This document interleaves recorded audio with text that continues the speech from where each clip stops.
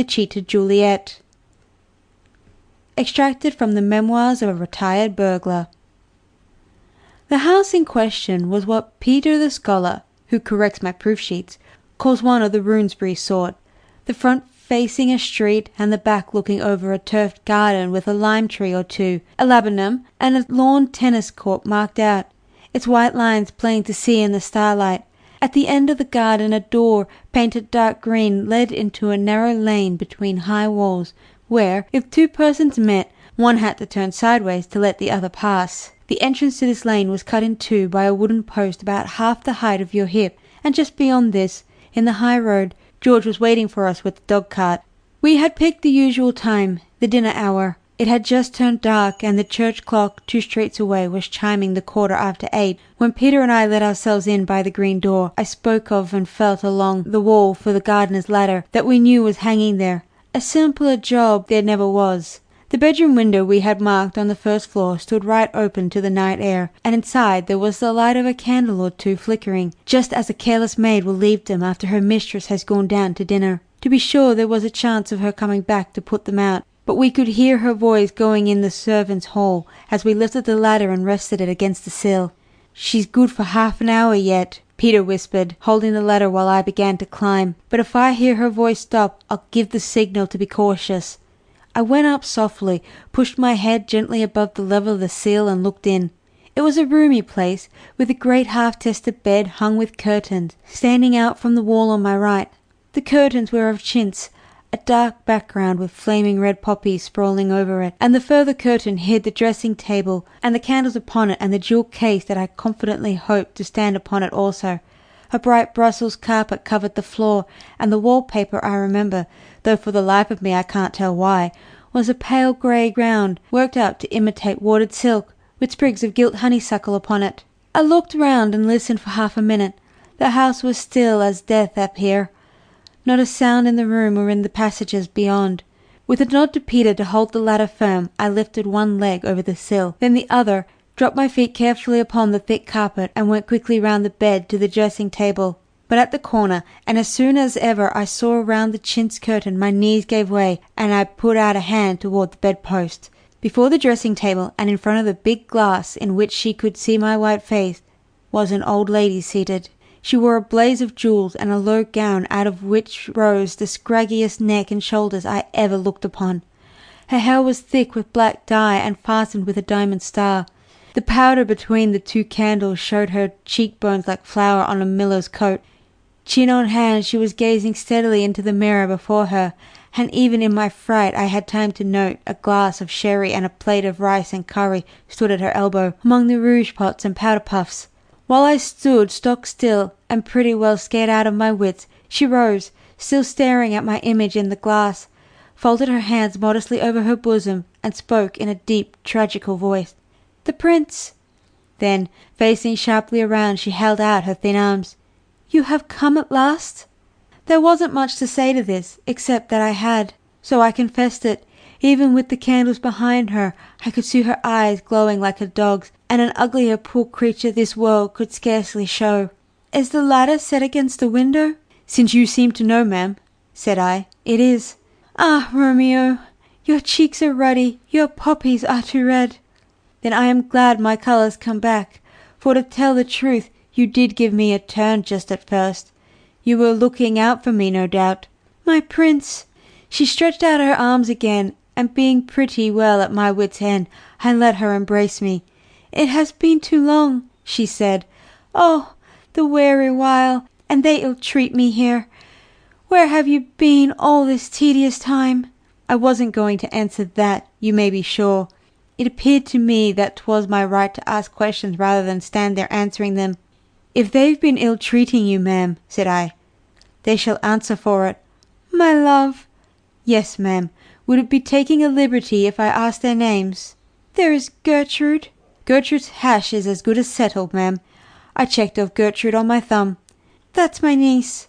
For a moment I feared I'd been a little too prompt, but she went on.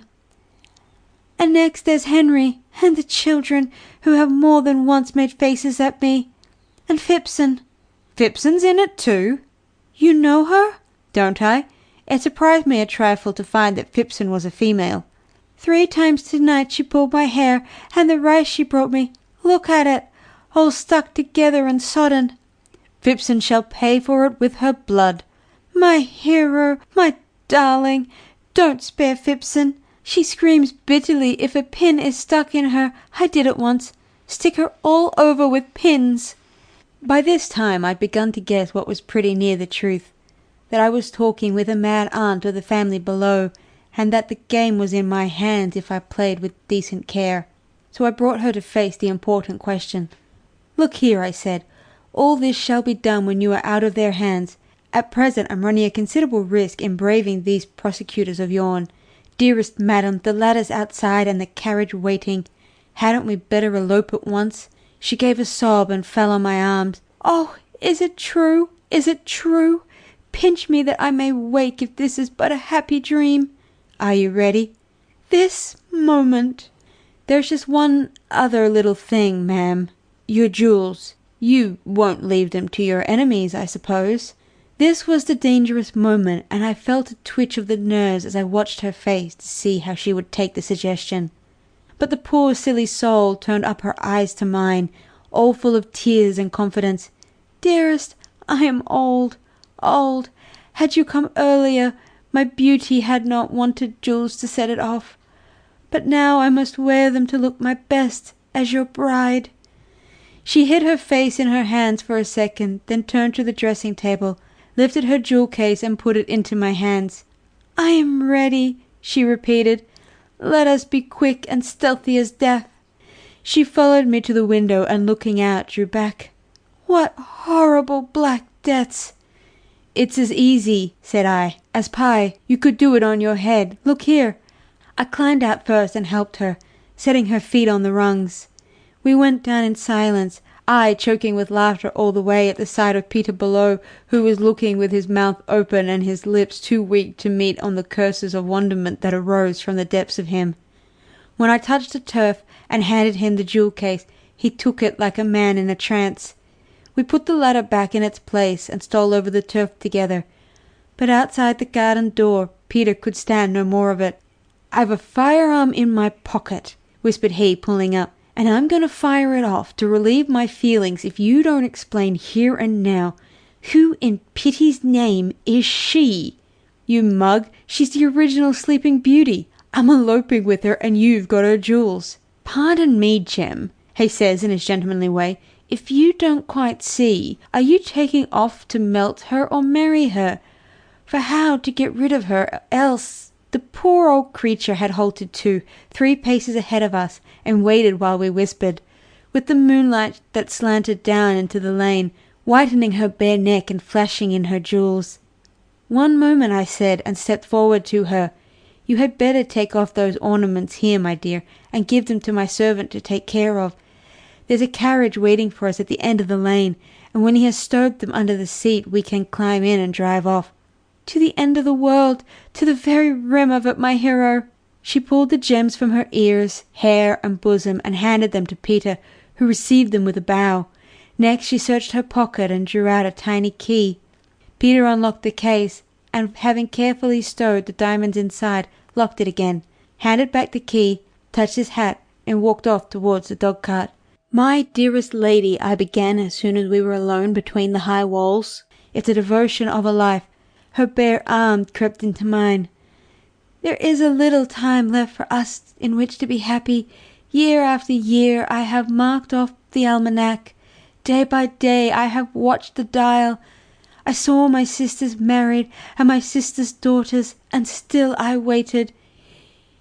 Each had a man to love her and tend her, but none had such a man as I would have chosen.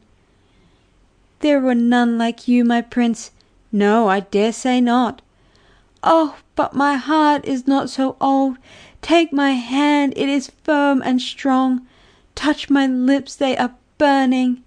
A low whistle sounded at the top of the lane. As I took her hands I pushed her back, and turning ran for my life.